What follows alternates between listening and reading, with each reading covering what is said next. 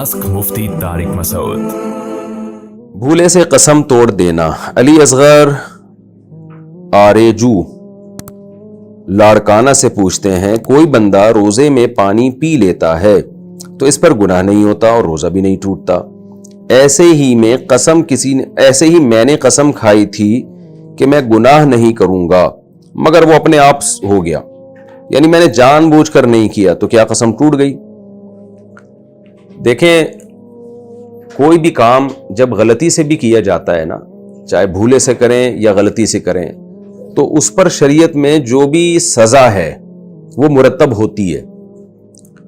जैसे आप भूले से नमाज में एक रकत ज्यादा पढ़ लें तो सद्दा सहव करना पड़ेगा। इस बेस पे शरीयत माफ नहीं करती कि आपने भूले से एक रकत ज्यादा पढ़ी है।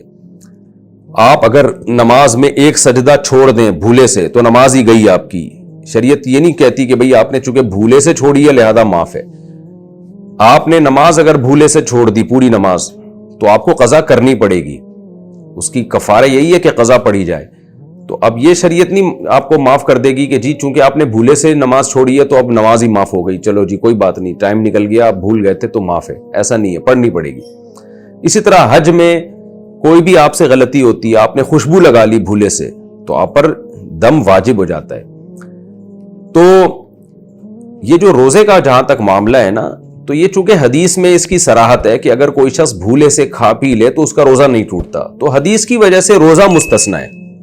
क्योंकि सही हदीस में नबी सल्लल्लाहु अलैहि वसल्लम ने फरमाया कि जो भूले से खा लेता है रोजे में या पी लेता है तो उसका रोजा नहीं टूटता। तो अब ये हदीस की वजह से उलमा ने कहा कि भाई अब आपका रोजा बाकी रहेगा, क्योंकि रोजे को मुस्तस्ना किया शरीयत ने। उसकी क्या हिकमतें वो अभी मौका नहीं है, इसमें बड़ी हिकमतें हैं रोजे को क्यों मुस्तस्ना किया।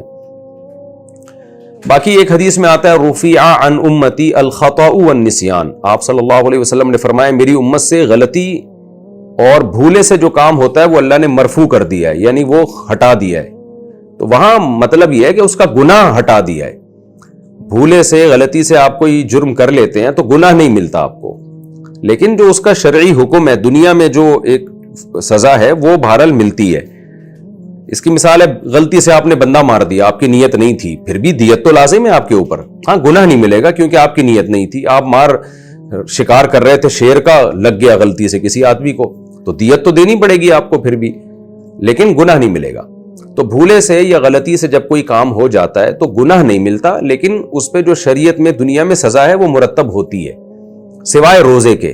रोजा गलती से भूले से तोड़ दिया वो माफ है। तो अब खूब समझ लें कि कसम आपने खाई थी, अगर आपने भूले से वो कसम तोड़ दी है तो आप पर कफारा लाजिम है। उसमें आप ये नहीं कह सकते कि मैंने भूले से चूंकि वो कसम तोड़ी है लिहाजा वो माफ है, तो ऐसा नहीं है। तो आपको उसका कफारा देना पड़ेगा।